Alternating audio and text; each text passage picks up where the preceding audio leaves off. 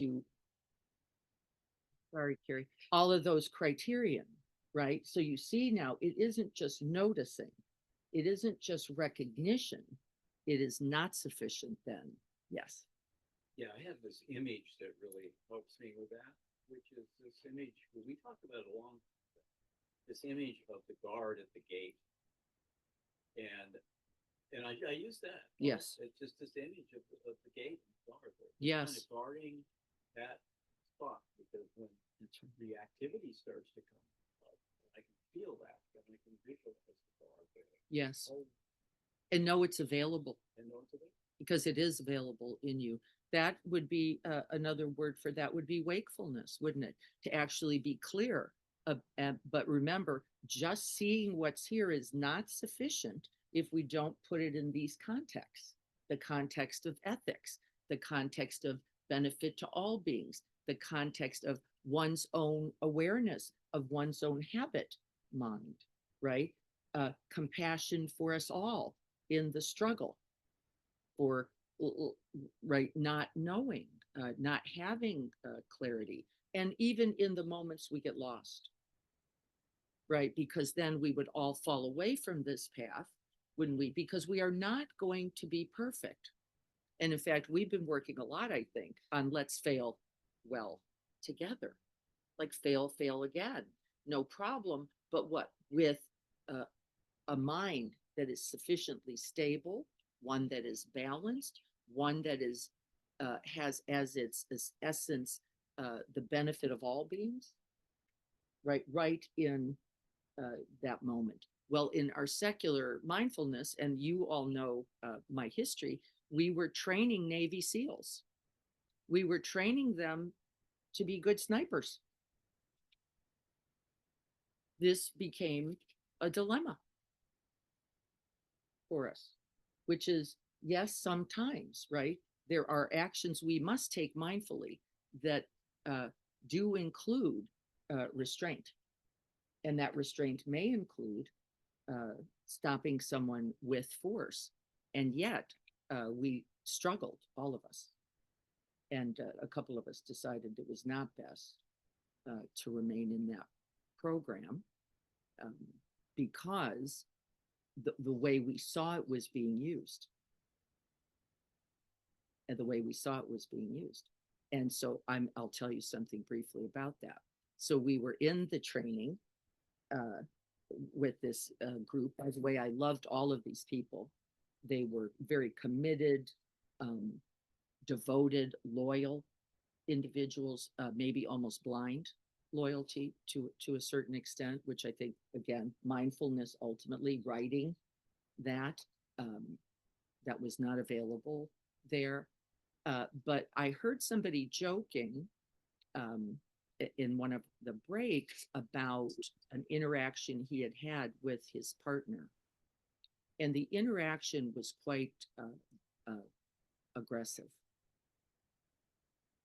And I thought, whoops, if we can't attend to that as well, this is not going to be a benefit, right? If we can't ultimately say, and then how do you guard the mind in these moments, you know, when you're with your children and with your partners? And I talked with the commander about that, and he said, that is not our business. Now I understand. I do.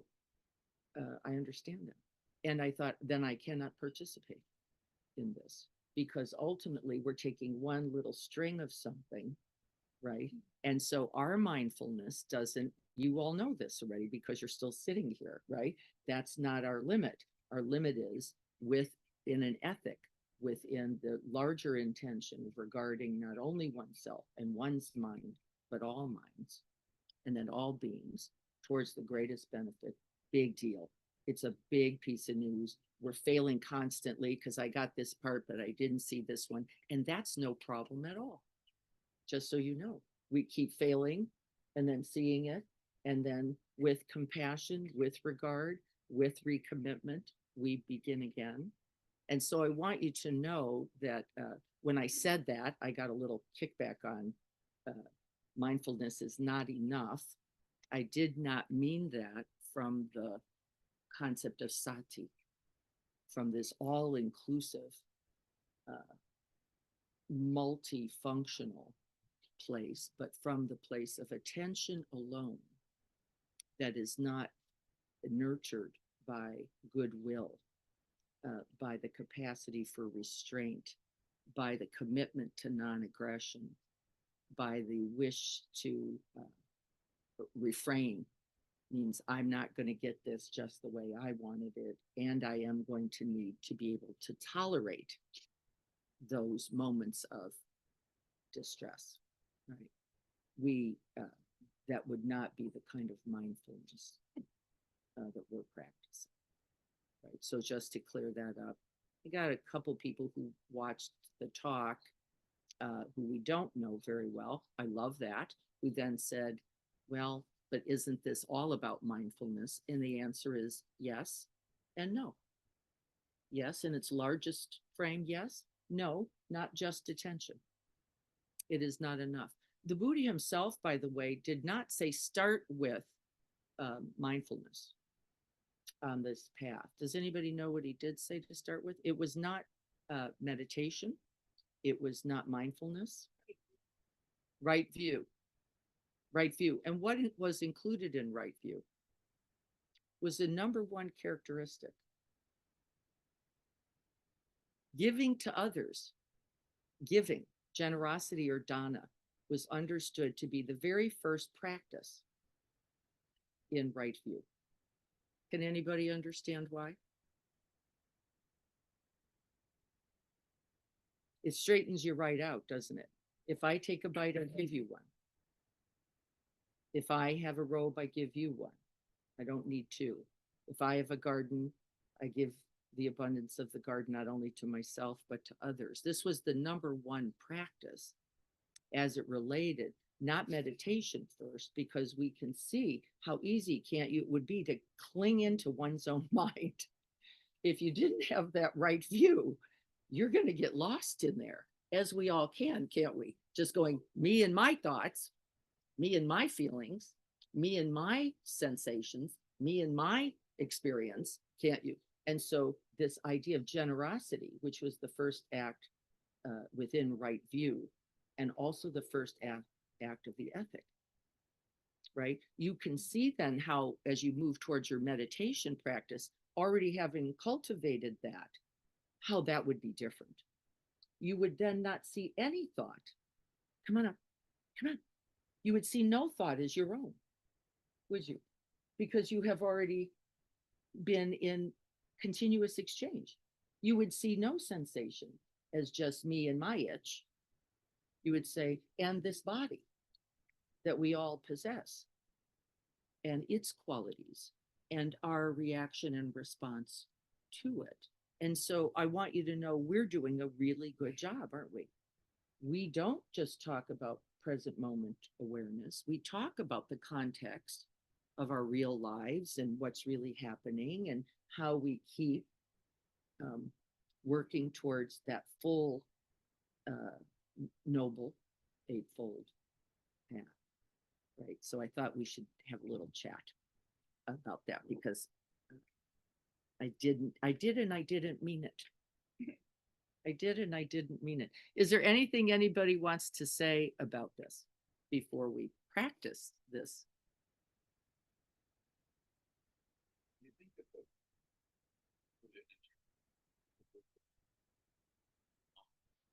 that they were not so good. They were not. So the Brahmas were a caste system. Yes. Right? Remember, the Brahmins were caste-like.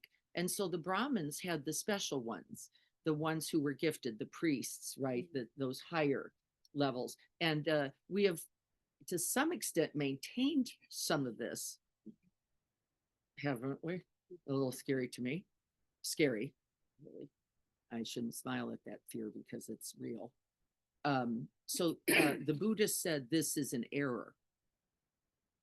That you would imagine that there is one who somehow has the connection to the divine, or to that Godhead, or to that capacity, we would even say, and been elected to it. And then everyone else had to be subservient to it, right? And we do it even in our religions today. So this is not just politics, right? Even in our religion, we say that one may have access to the divine in a way that others do not. It's a misunderstanding, of course. And don't we all need and want teachers? Someone who is reading, someone who is studying, someone who is practicing these things. But there are wise ones everywhere without title. Right? And in fact, you have to be watchful that you don't mistake the title for the wisdom. Right? And we're pretty confused right now, aren't we, as a culture, about who has the rights to what, and, right? And we're all working on that together. Speaking of that, is Carrie still on? I know she's got to work today, so she may not be. Carrie, are you there? Yep, still here. Come on for a second. So we just did in the month of May as this recognizing self as other, taking a bite, offering a bite, right? The very practices of the Buddha. We set up our matching donations for San Diego Food Bank, who lost most of their monies. And of course, we know in this county, we're in a big struggle. Everyone, every pantry, there's no exceptions, because San Diego Food Bank was the first distributor of all of those foods. How much money did we raise ultimately, Carrie? Everything matched. We're sending a check for $10,000. We're sending a check for $10,000. We made it. Thank you. Thank you. And so I want you to sit on that for a minute, sit with that, because we were pretty sure as a board, we might not hit that number as things were going along. And then we have to ask the question, are we shooting for more than we are capable of? And it's not a wrong question, is it? It's a right inquiry. Are we trying to get people to do more than they have or more than they are capable of? And the answer is no. No. And it doesn't mean you don't have to stretch it. Because when I gave the money I gave, I had to make some other decisions about what I was going to decide not to do. And that is also right and good, isn't it? So we are not going to go to Santa Barbara for 3 days. It's absolutely fine with me. No problem. Right? And so this reality is that sometimes that's mindfulness at work. Like, what is really most important in this moment, given all that's here? And then I want to say one more thing, and then we're going to practice. The last, I'll say the first element of mindfulness is actually sati. Remember, I said that already. Often thought of as recollection or remembering, right? Recollection or remembering. What do you think, beyond our own experience, right, that I said is one part, what else do you think we're remembering and recollecting? This is in the Buddhist frame more than it is in the secular. What are we recollecting? Not only our own experience, but what else? What? The truth of suffering. Right? The truth of suffering. And the capacity of us all to contribute to its end. And then we commit ourselves one more time to this sitting right here, which is why when people say, what am I doing for 15 minutes? I'm going to read you something and then we'll sit. And I loved this. It was just so striking. And it comes from Mother Teresa, which I thought was quite spectacular. Let's see if I can pull it up. She had a thought about it. We're going to sit like this today. So I thought her words around it would be particularly useful. Most of you have heard the remark by Mother Teresa, it says here, which I like so much. Somebody asked her what she says when she prays to God, and she said she doesn't say anything. She just listens. And then they asked her what God says to her while she is listening. And she replied, He doesn't say anything. He just listens. And when you don't understand this, this is Joseph Goldstein, I could explain it to you. It is the sense of just the whole of the Dharma being revealed in this place of listening, of receptive awareness, of open, spacious awareness, when we are not trying to control things or make things happen, but we are letting things be revealed, breath by breath. Letting things be revealed, breath by breath. Isn't that beautiful? Yeah, it's actually quite extraordinary. So now we're going to sit today like that. Let me see if I can get this out of the way. We're going to sit like that. We've been practicing with the Rinpoche, right? We've been practicing resting in open, spacious awareness. And so we're going to begin our practice today. So get yourself set for the practice. Little man's already got his head down. He's ready.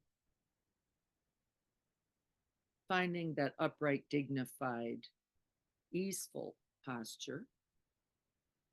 But be watchful about the architecting of that posture. There is, and Joseph Goldstein himself talks about this settling back into one's true body, not the one that is falsely or fabricated, but that is wakeful. And sometimes called natural wakefulness.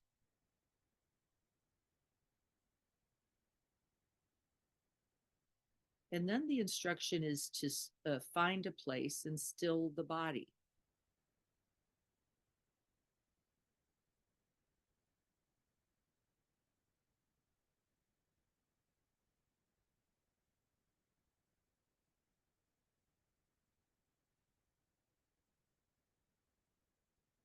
And then we use that recollection, that remembering, to call to mind all those who have come before us. All the goodness that has come throughout all time that cannot be diminished.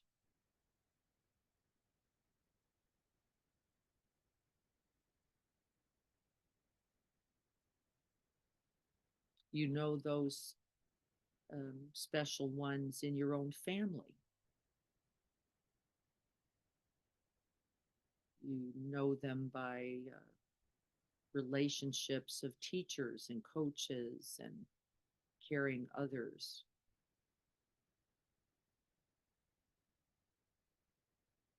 And then beyond and beyond,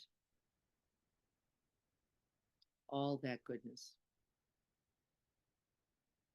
that has brought us here.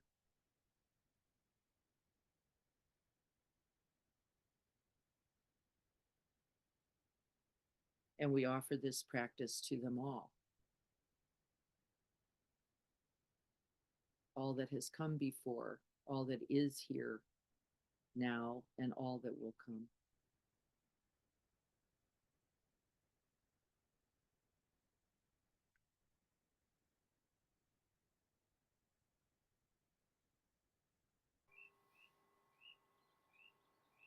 I'm going to strike the bell again because I didn't have it open for Zoom.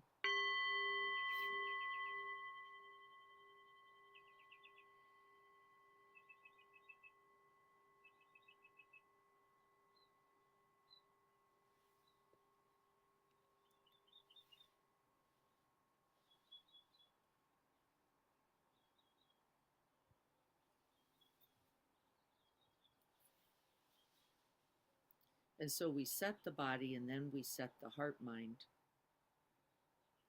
And we're simply going to rest today in actually listening.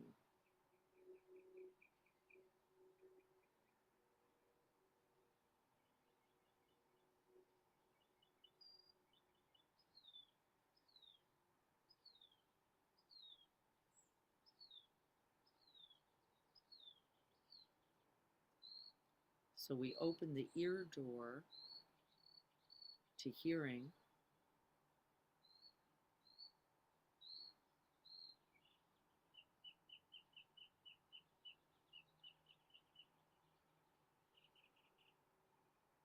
Letting all sense of sound arise and pass.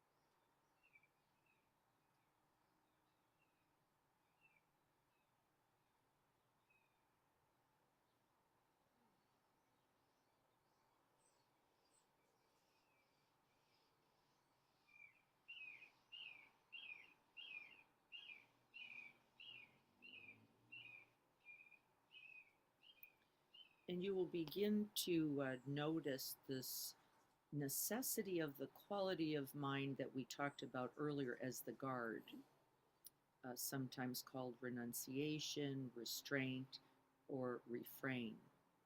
And that simply means noticing that the unattended quality of mind is to be somewhat scattered or in all directions, moving from object to object. This is understood to be a quality of greed, sense door greed, just going from thing to thing, collecting the sucre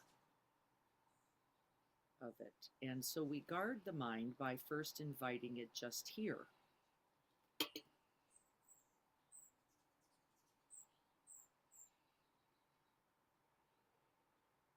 A first quality of mindfulness.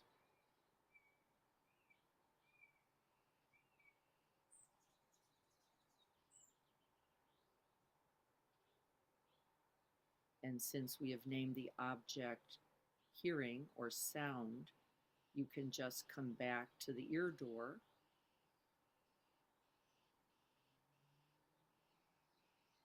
set the intention, and open.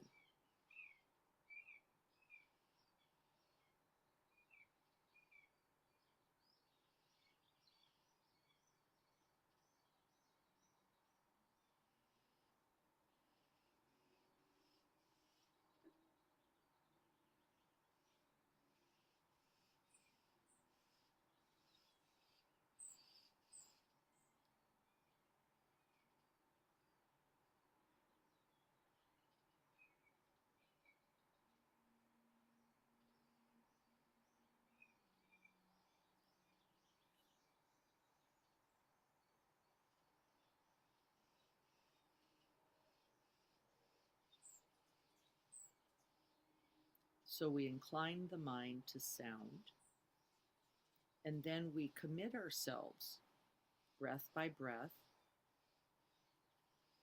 to the repetition, to the awakening to sound, one breath at a time. This sustained attention is another function and quality of mindfulness. It is not a one-hit wonder. We touch it, we abide, we sustain attention.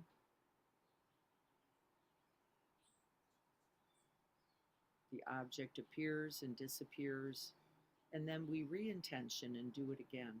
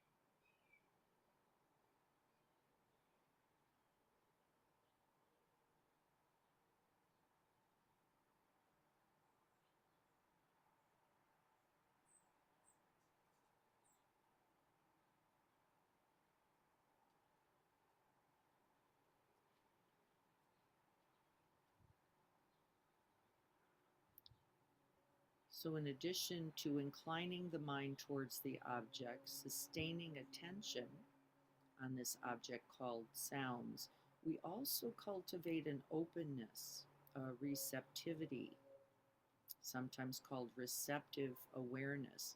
We do not only place the mind where we like the sound, we place the mind open to all sounds.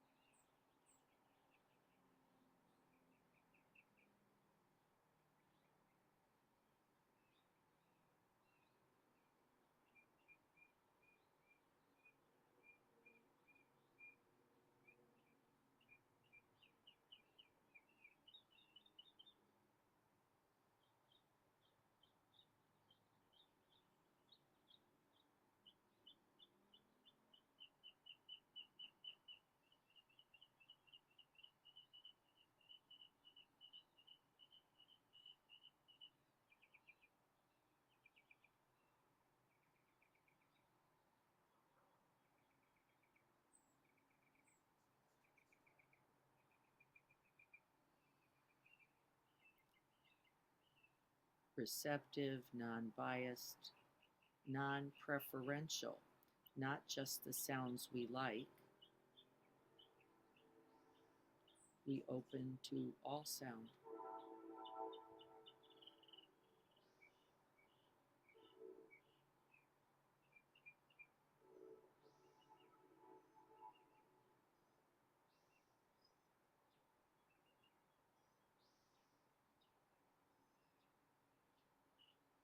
Softening the body. We're not straining for hearing.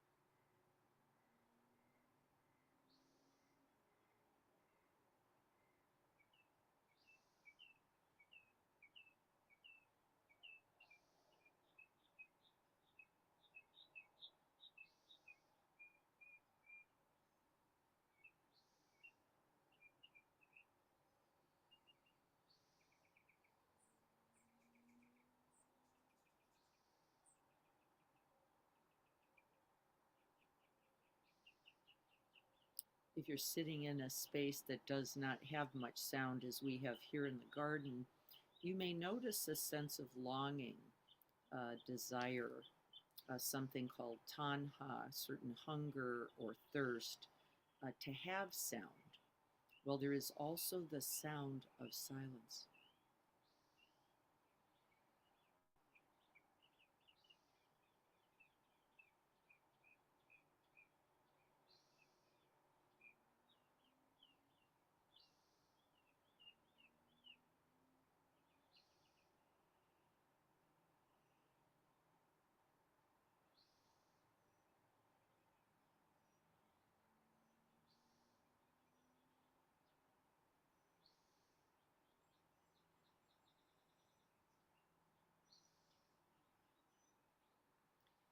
And then can we open the whole of the mind, body, heart aperture?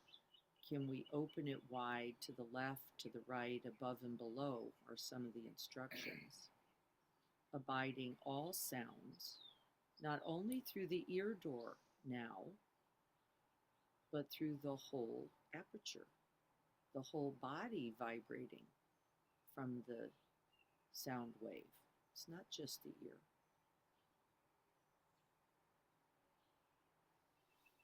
There is ear consciousness, the mind receiving the sound. There is even preference, noticing, oh, I love the chirp, I don't like the traffic. And this is all considered mindful abiding. The recognition of the quality of mind in relationship to the sound is also mindfulness. Oh, I'm liking this, not liking that.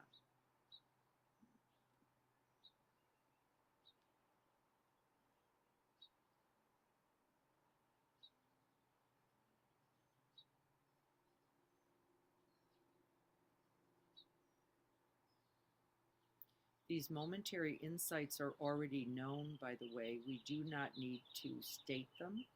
We don't need to note them particularly in this practice. We just simply recognize and open once again.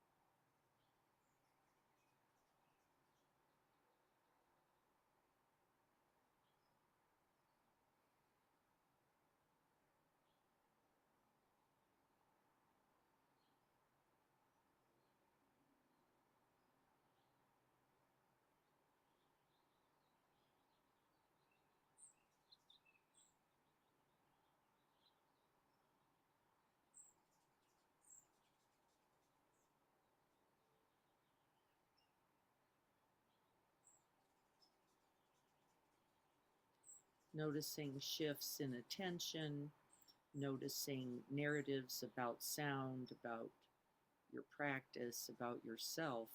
And this is all just a part of our mindfulness practice. We recognize, we restrain, we don't continue that narrative.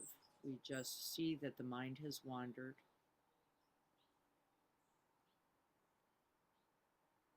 With a friendliness, a gentleness, and a deep compassion, we recognize this wandering mind as a part of the truth of our humanness, part of our suffering.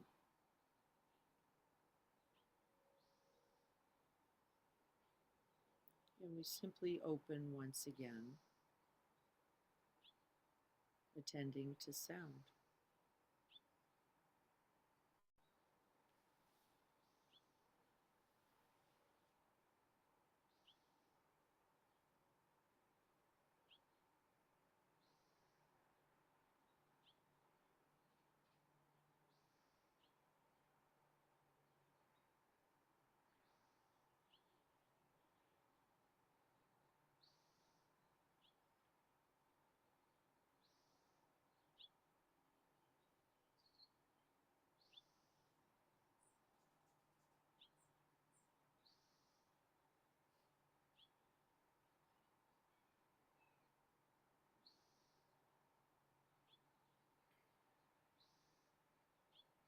You may begin to notice the habits of mind, this thinking mind, that draws towards the pleasant, the sounds it likes, and very subtly at times draws away from or braces against sounds it doesn't like. And we're not judging this, we're not condemning the realities of Vedana, this attachment to the pleasant, aversion to the unpleasant, or even the habit of checking out on the instructions altogether. all just a part of mind.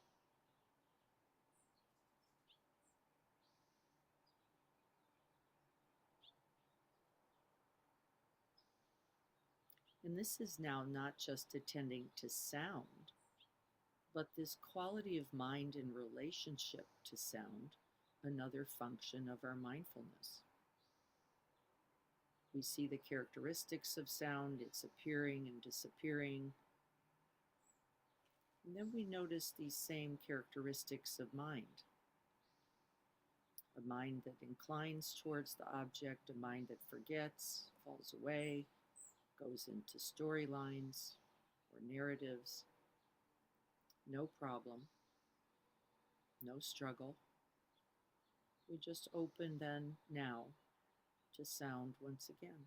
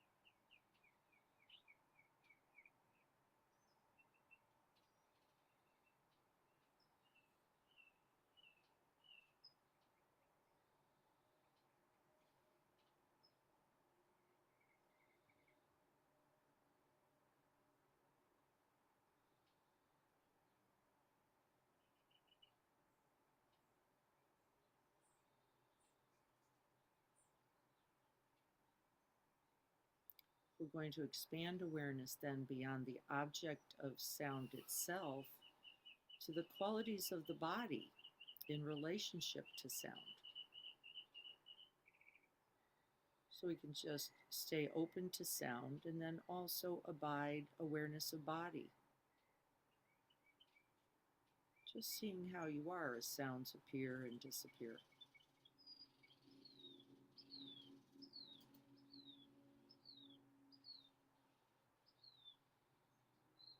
Maybe noticing qualities of ease or restlessness.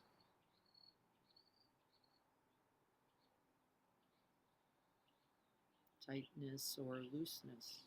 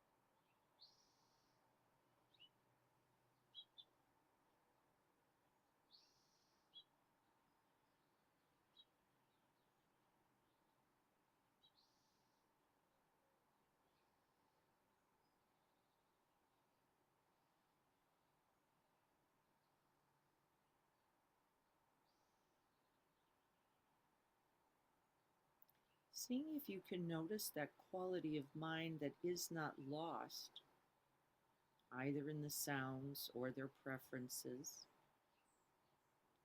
is not lost in the storyline, but can actually recognize liking, not liking, preferencing, and can do so not only for sounds, but for this quality of the body.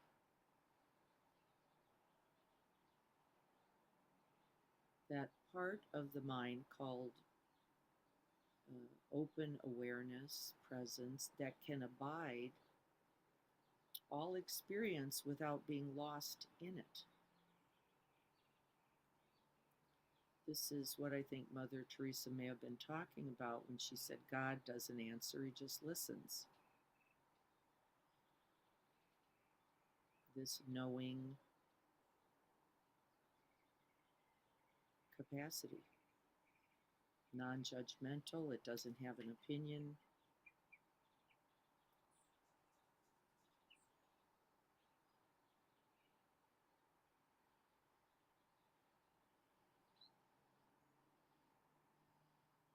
But holds all experience.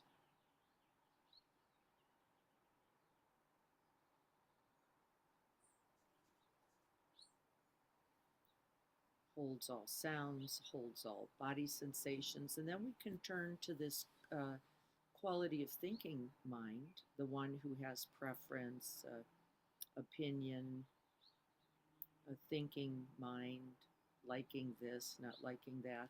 There is, we can even turn attention there without being lost in it.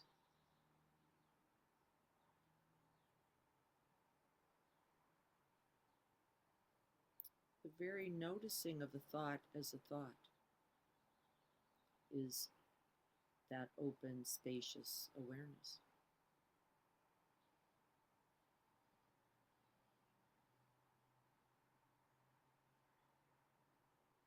We don't have to look for it.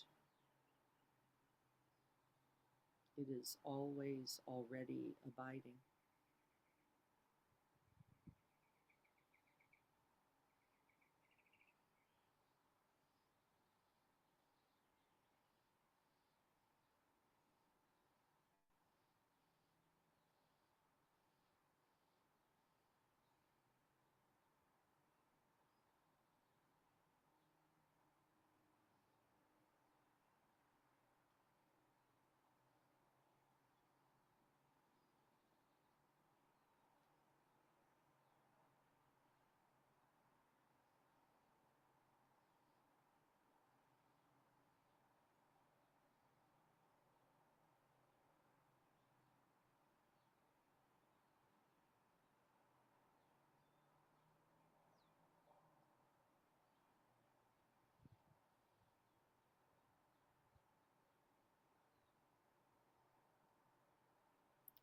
And then we rest back a little bit more into that still, silent, vast, open, spacious awareness that can abide all things, coming and going, preferring and not, liking and not, without being caught or carried away, because it is by its nature unmoving.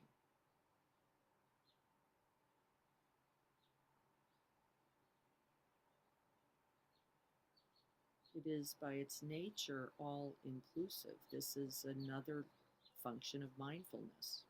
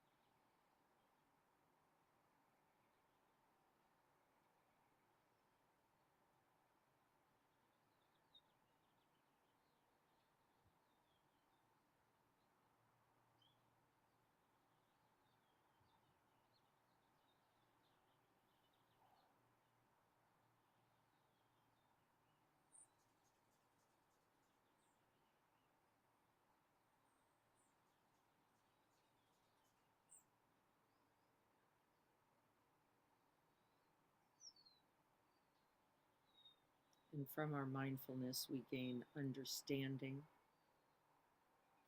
the understanding of impermanence, the understanding of nothing being personal or just mine, and the truth of the unknowing unreliability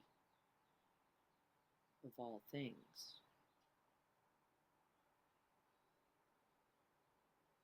The truth that we can't keep anything. And from that wisdom, from those insights, the truth is there is then a response.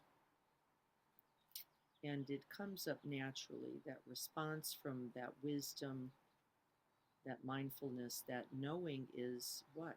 Care, kindness, compassion.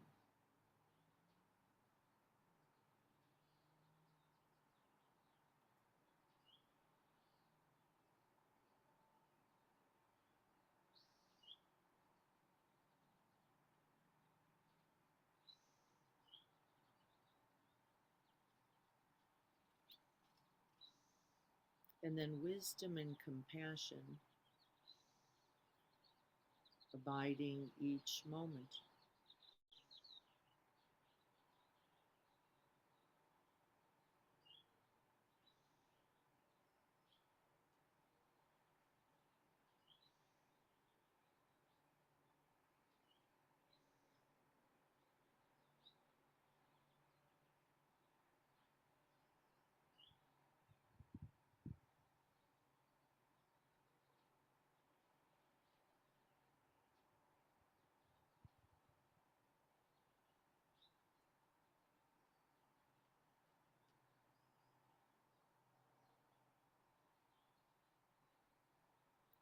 And this then is, I think, likely Mother Teresa's thoughts about us listening to God and God listening to us.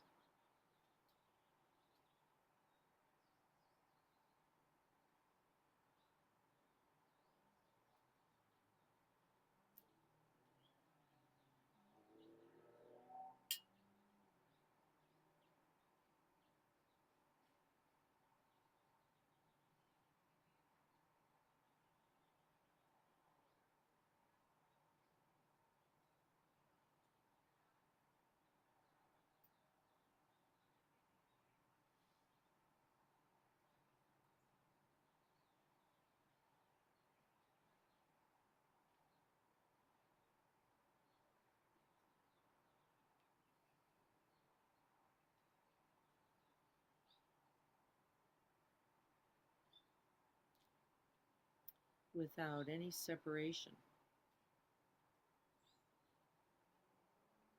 to God or to this sacred world.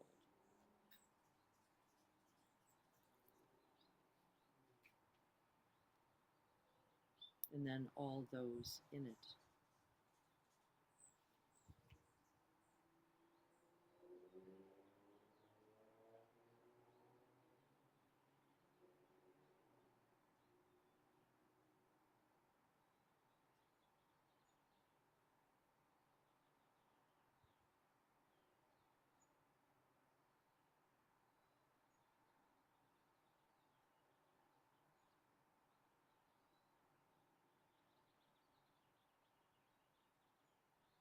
And from this right view, then, there is nowhere to incline the mind where it is not of benefit.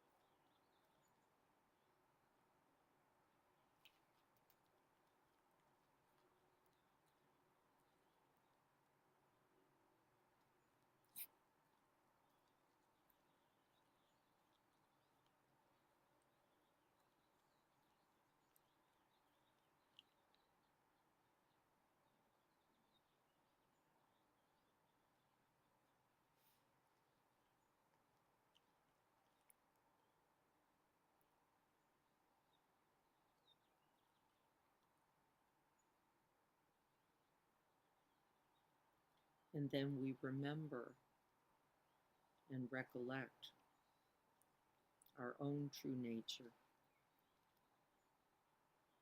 just like this,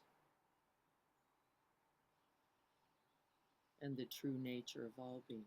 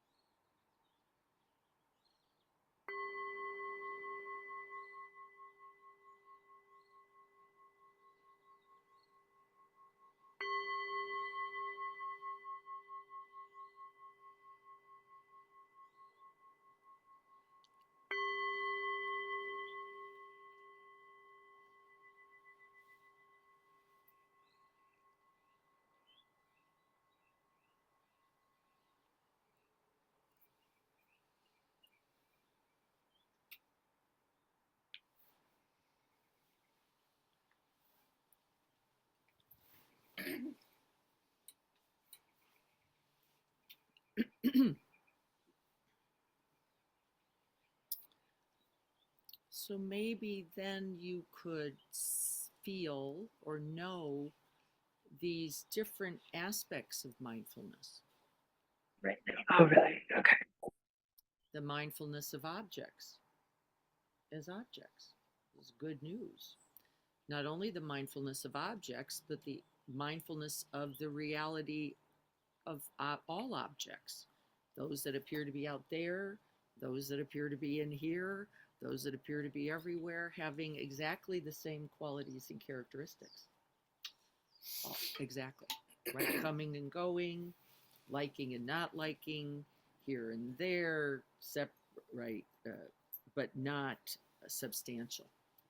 Nothing to keep, nothing to hang on to, nothing to mistake as one's own. And the quality of mind that is beyond even that awareness, then, that just abides peacefully, easefully in it, that knows the truth without thought. There's no thinking about it, is the felt sense, isn't there, of just knowing, oh yes, all of this is a part of some capacity of mind. And from that recognition, we call it wisdom, from that wisdom, a naturally arising connectedness, right? Be well, Kelly. Thank you. A naturally arising compassion, a response, I called it. Just response would come, wouldn't it? There could be no other way, could there? Not when we know those. And in our mindfulness practice, we cultivate that remembering, that recollecting over and over, so that we can what? Then respond with that care, that friendliness, that compassion, that kindness. All called functions of our mindfulness. All of them. So I just thought I'd open this up for a few minutes before we do our prayer to see what your thoughts are about this. And we could see the benefit of the paying attention part, couldn't you? Of course. Knowing sound is lovely. But can you also see that it is not enough? Necessary, essential part, but not sufficient. Not sufficient.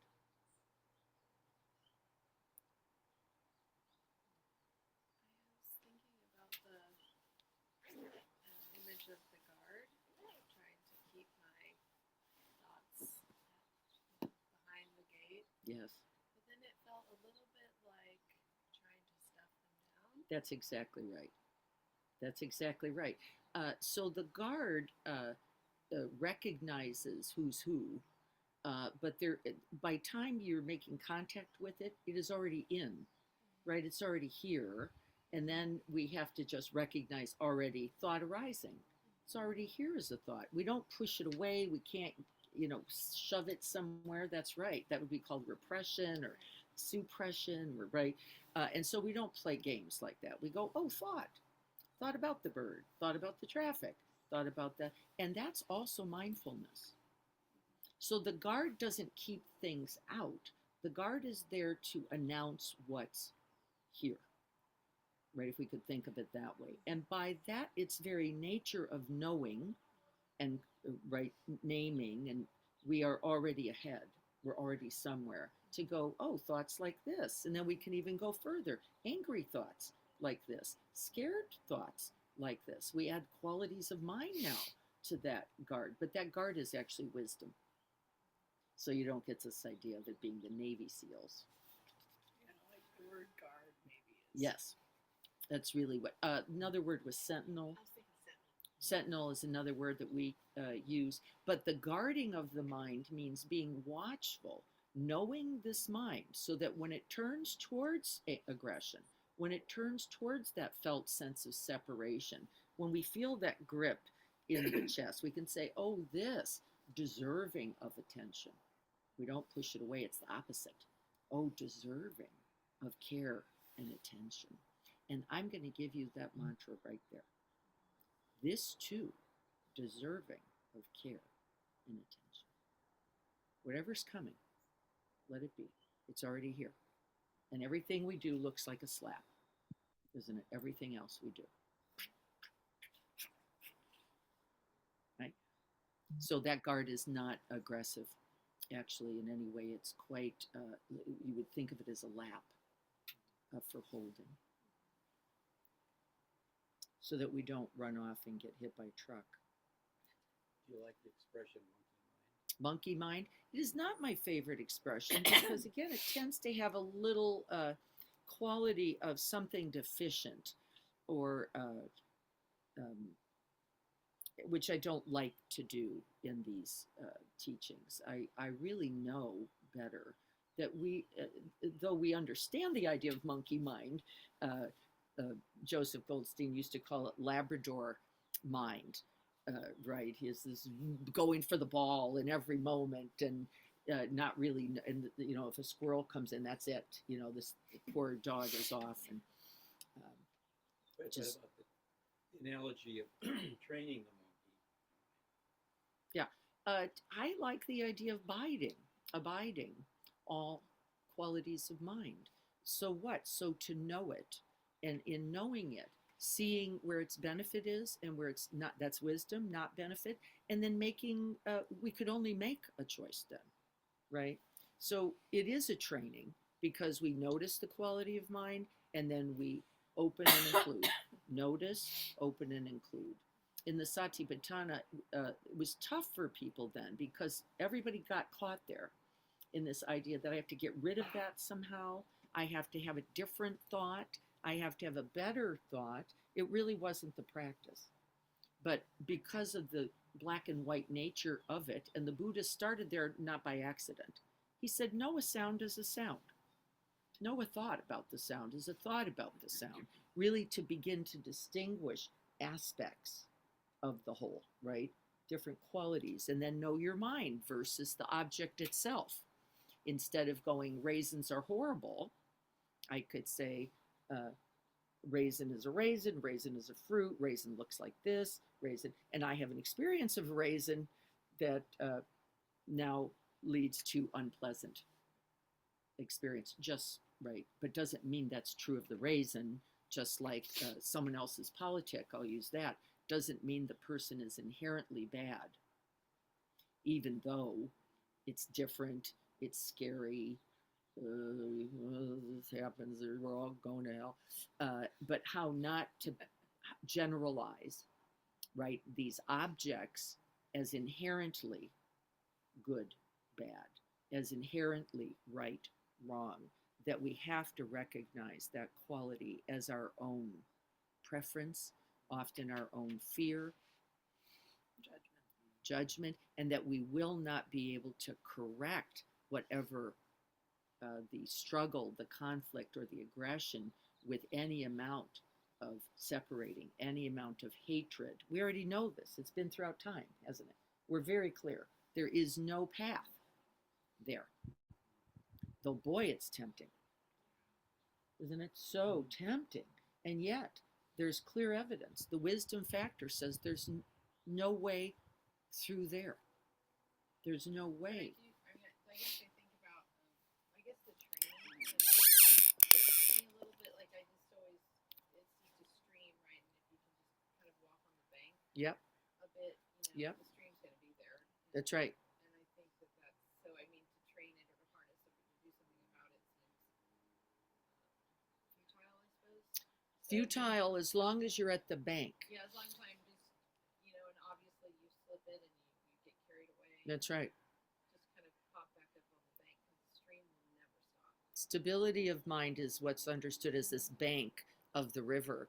And here's the interesting thing, until we're actually in the river, completely able to abide there, we should probably not act, because we are still yet separate from it. It's like, oh, look at that mess down there. I'm going to stay over here. And it doesn't mean it's not right training, because it is.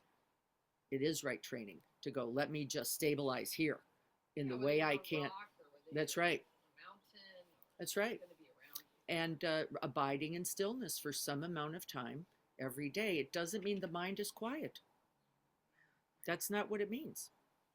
I haven't noticed a day. Haven't gotten one yet. Haven't hit one where it was just boing. Tina talks about that too. There she has been a teacher all these years and all this, and her mind's going like this The whole time. The whole time. Yeah. Right? She says, I caught the beginning bell and the end bell. That's as long as I was there. I seriously had no idea you were talking what you were talking. I mean, I kind of stepped in and I haven't really been able to resonate with it, but I'm here. Yeah. I feel, That's right. I mean, I guess I have the space and I've got the silence. Yeah. And I really don't have any idea. no, you don't. That's a smart statement. Leanne says, I have no idea what's going on or what you just said or where we're going from here. That feels really good. That's right. I don't know if you need to know more than you can know the moment you can know it. And everything else is yet to be known. We abide now this. Going, I don't know anything and maybe I don't need to. Or maybe this idea of knowing is going to be changed with just here. And for me, showing up, Leanne is exactly right, a very big part of that. Yeah. I did that most of my practice. Most. I go, I have no idea what anybody's saying here. I don't think what she's doing. But I knew something was true in it. And I knew that from someplace way deeper than any thought about it. Because my thoughts were not pleasant and they weren't friendly, I might add. I spent a lot of time criticizing the Sangha, the teachers, the teachings. Like, they're all just a bunch of big heads. They were all from the university. What are they saying? I have no idea. And still knew something. Still knew. Because I kept going. Something. And so we get to be here exactly as we are. And there is, the beauty of that, Leanne, is that there's got to be some kind of faith in it. Isn't there? Some kind of crazy faith that goes, I don't even know what I'm doing here, but I'm just here. Which something brings you to it. And I think that's enough, by the way. I don't know if we ever figure anything out. I'm not that confident in that part of the mind. And I don't even know if it's important. I don't know. It might be more important to go, we're all just sitting here trying to be happy, trying to be healthy, trying to take care of each other. Isn't it also, though, that we're eventually trying to cultivate qualities? Well, That there's two for schools of guidance. thought on that. There are two schools of thought. The two schools are that we're always cultivating them and that they are already here. And we don't reject either, do we? We're not going to kick out either possibility, which is there must be something already in you to cultivate, right? And so sometimes called seeds. And we've talked about that before, these seeds that we are all capable of. And yes, with sunshine and good water and good fertilizer, we're growing something even beyond that seed state. And I suspect it's true. Maybe the better word is activate. Yeah, because we're It's already, here. yeah, But we're not. yeah. Activating it. Here it is. And then we can cultivate's a word, generate, activate, grow. I mean, they're all good. Isn't it true? I'm more because of this practice. I know I am.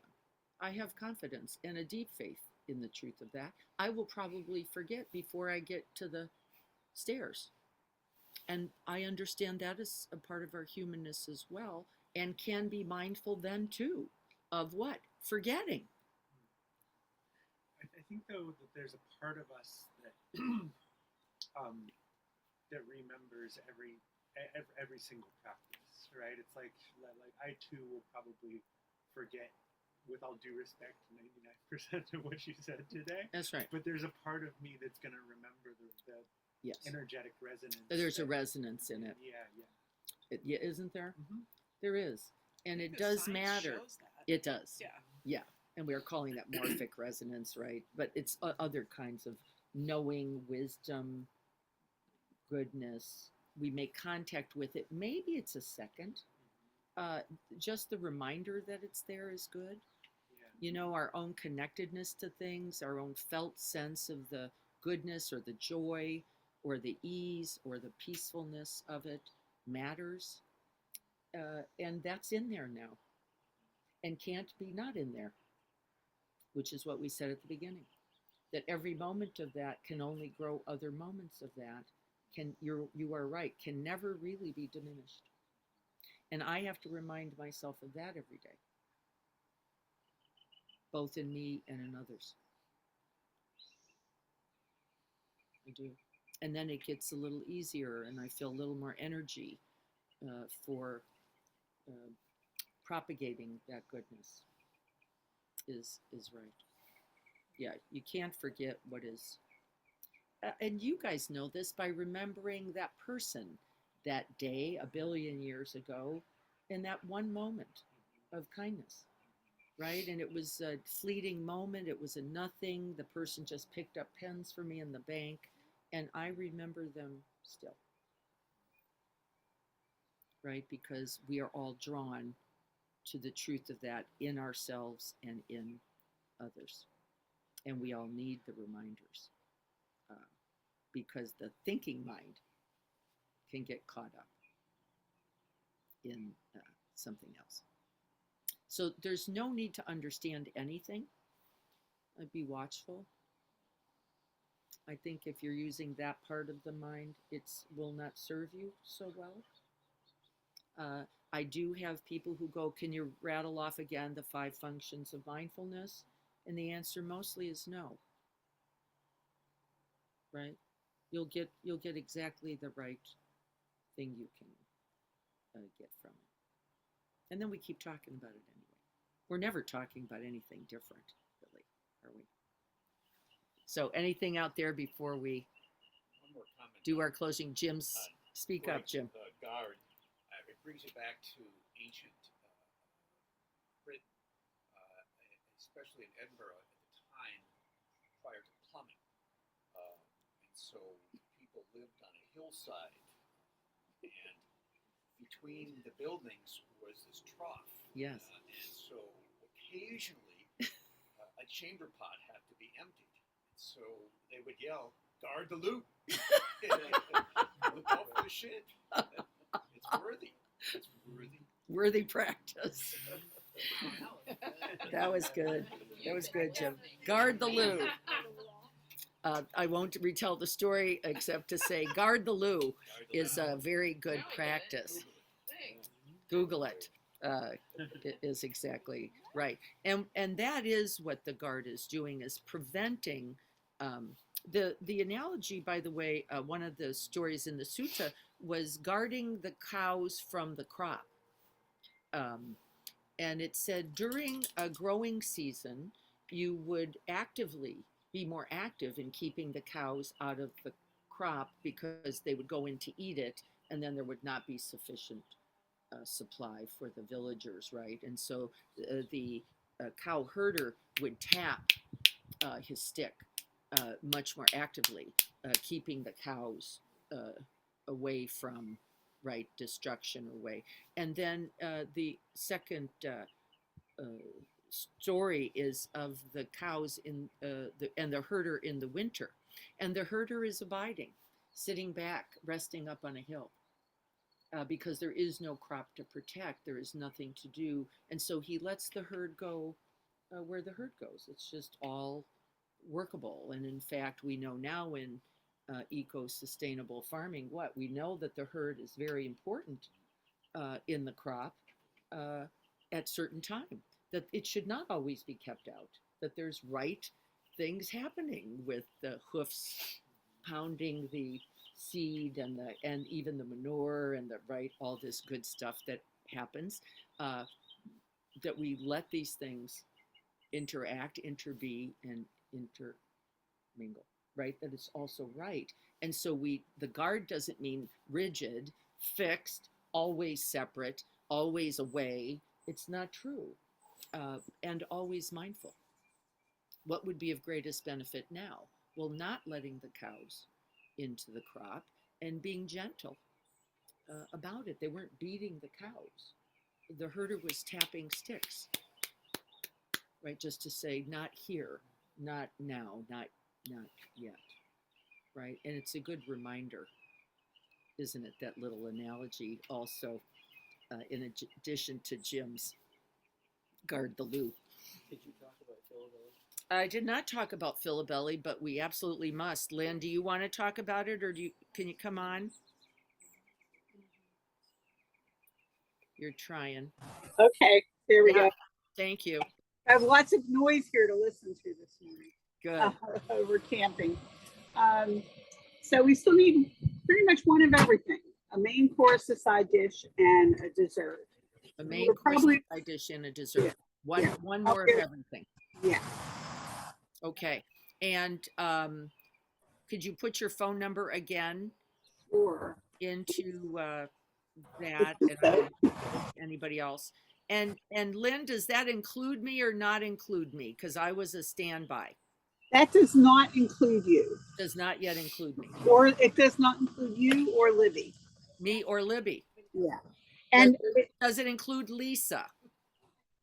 yes, it includes Lisa. Yeah. Lisa's included. And our drinks are good. Yeah, we have 3 cases of Gatorade. We usually get 4. So right Yes. now we have 3 showing up. I was going to ask if Al was bringing Al Gatorade. is bringing Gatorade, yes. Okay, so we really only need that one case that he would bring. So we've got all of that. So Yeah. we've got Libby.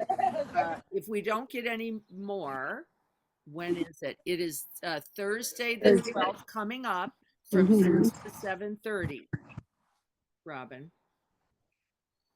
And we're pretty close, sounds like.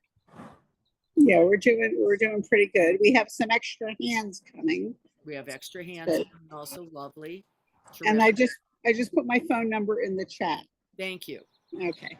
Okay, so we're gonna be just fine, because we have backups if we need them. If we don't need them, people will be there to help serve and do the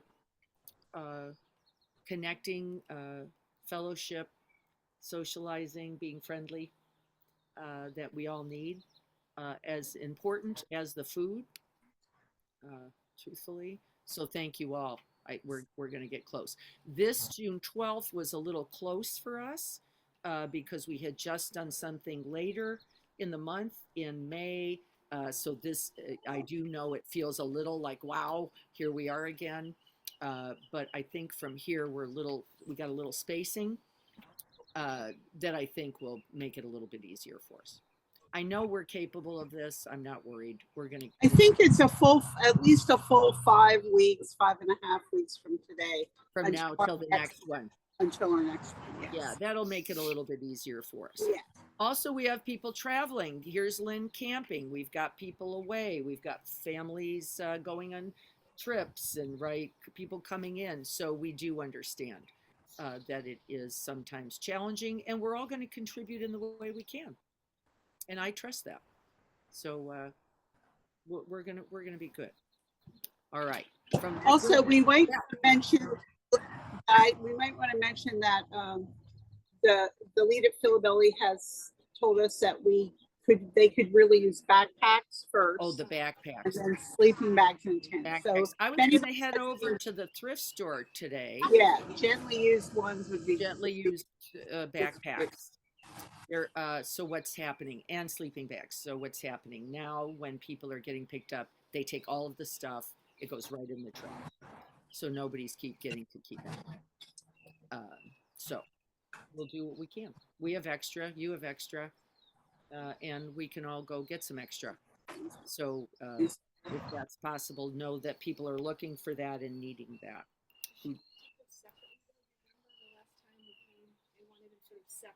No, I think we're past separate. I think we bring them in. Randa will tell us where to place them, because she's got a spot for them. I think what Randa doesn't want is us bringing them in and setting them down, because there's confusion about that.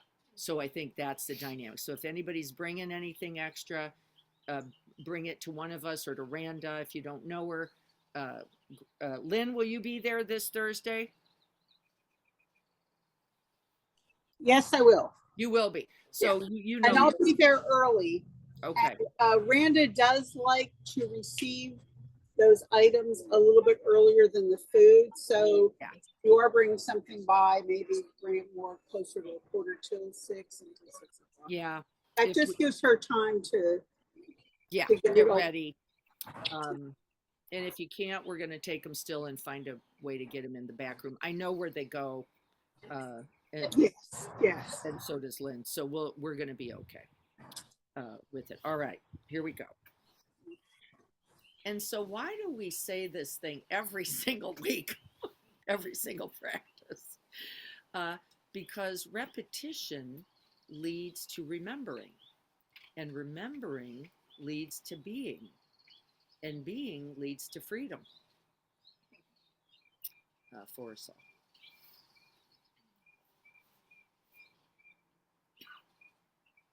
May I be a guard who needs protection. No, I didn't say that correctly. Let me start again. I've got guard who needs protection. Start. May I be a guard for all those who need protection. A guide for those on the path. A boat, a raft, a bridge for those who wish to cross the flood. May I be a lamp in the darkness, a resting place for the weary, a healing medicine for all who are sick, a vase of plenty, a tree of miracles, and for the boundless multitudes of living beings. May I bring sustenance and awakening, enduring like the earth and the sky, until all beings are freed from sorrow and all are awakened. May we all have happiness and the causes for happiness. May we all be free from suffering and the causes of suffering. May we rejoice and be glad at our good blessings, at our good fortune, and offer that good fortune to all in need. May we rest and dwell in that vast open heart of equanimity, free from greed, free from hatred, and free from ignorance. May this practice today contribute, and may it continue.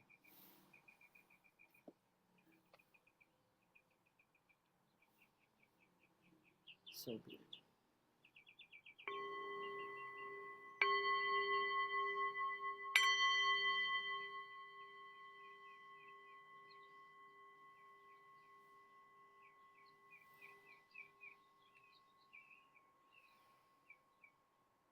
Thank you all so much. That $10,000 is going to make a big difference. I am so grateful for all your contributions and for the contributions of our EMC board and community. So thank you all for that. I'm so proud to be a part of this group. So thank you all so much. We will be here next several Saturdays. We're going to be in the garden. If anybody's interested in that little short mindfulness course for you or somebody, let me know. I'll send you some info. And we will see you on Thursday, this Thursday at Philabelly. Yeah. Look forward to seeing you there. Thank you, Lynn. Thank you all. You're so welcome.